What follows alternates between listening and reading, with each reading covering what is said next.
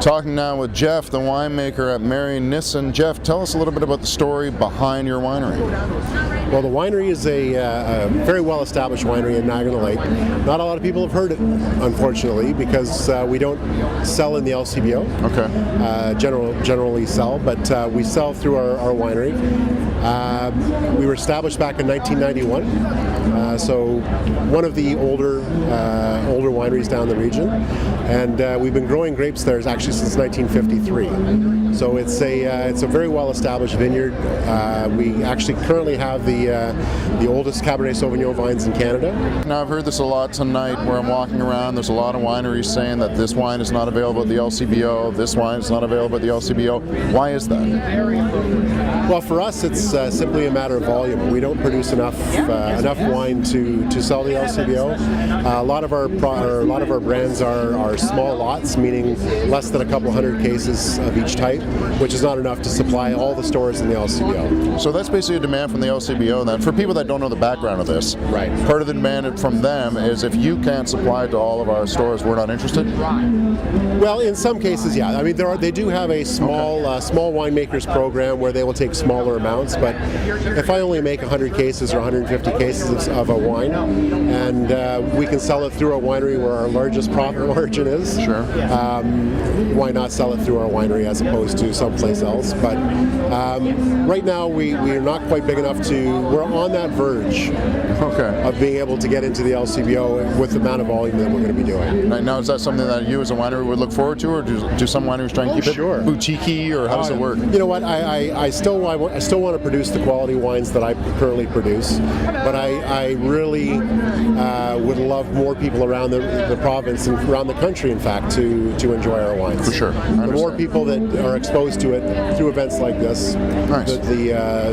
the better it is for all of us. Now, what do you have here on display that I can maybe sample a little bit of? Sure. Well, what I've got is actually this is the first public tasting of this particular wine. Great. It was created back in 2009. It's a Meritage blend, traditional Meritage blend of Cabernet Franc, Merlot, and Cabernet Sauvignon.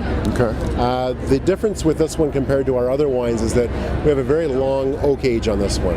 This one was kept in barrel for 36 months, 3 full years in barrel. Okay. 2009 was a vintage that was a bit cooler of a vintage, a little bit more acid, and a little bit more green flavors in the wine.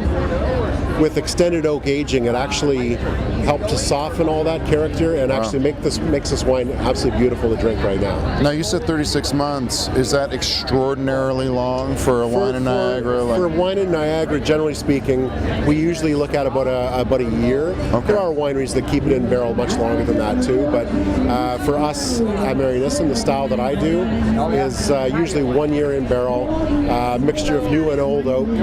This one was particularly older oak, American oak, and French oak. What's the name of this wine here? This one's called Nanny's Blend. Okay, there's got to be a story behind that. There is definitely a story behind that. Okay.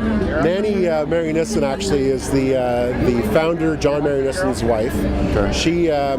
She was the backbone of the winery for many years, through the first 20 years of its existence.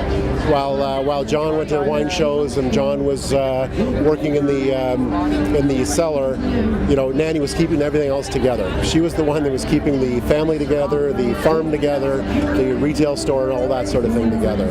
So back in 2007, my first vintage at Marynissen, I did a tribute wine to John Marynissen to thank him for all the years of his inspiration and pioneership, actually, with grape varieties. And I thought when the winery recently was purchased by another family, that we should probably do a tribute to Mrs. Marynissen as well. So, fantastic. So we took a wine that normally would have been called Meritage or would have been called Cabernet Merlot, and we turned it into Nanny's Blend. Nanny's Blend. You mind if I have a taste? Absolutely. All right.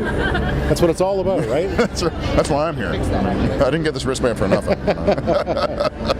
So we're looking at a Cabernet Franc, a Merlot, and a Cabernet Sauvignon blend?